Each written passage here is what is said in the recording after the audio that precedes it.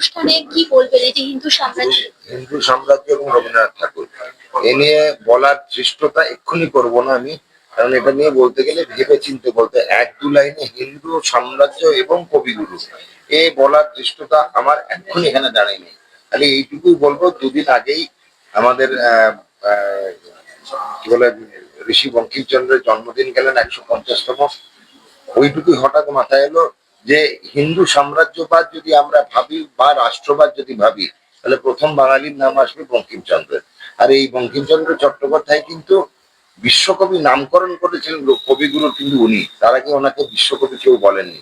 উনি তখন ডেকে এনে ওনাকে বিশ্বকবি বলেছিলেন।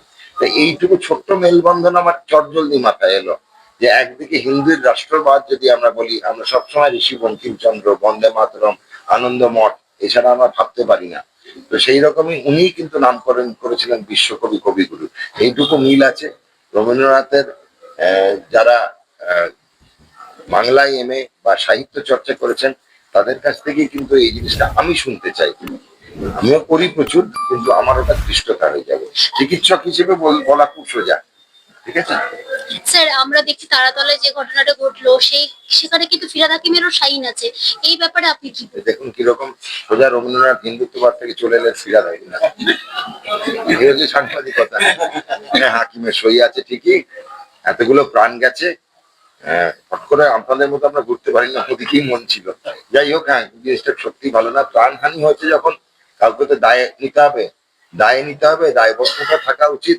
পদে নেই বলে দায় নেব না তা তো হতে পারে না। তার মানে উনি খালি পদের লোভেই দায় নিতেন।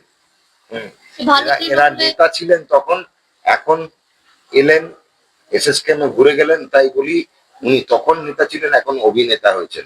ওনার কোনো করুণা নেই। এসএসকেএমে বুড়ি ছুঁয়ে চলে গেলেন যে আমি এসেছি। এটাই আমাদের বিধাননগরে আপনি যে কথাটা বলেছেন যে পার্টি অফিসে যা যা দেখছেন, যা সব পাওয়া যাচ্ছে, এই যে মানে গার্বেজ বানিয়ে রেখে দিয়েছিল বাংলাটাকে পুরো। আর কি করা যাবে, দেখতেই পেয়েছেন তো কালকে সংবাদ মাধ্যমে কি সব বেরোচ্ছে। এই বয়সেও সব নিয়ে আলোচনা করতেই খারাপ লাগে।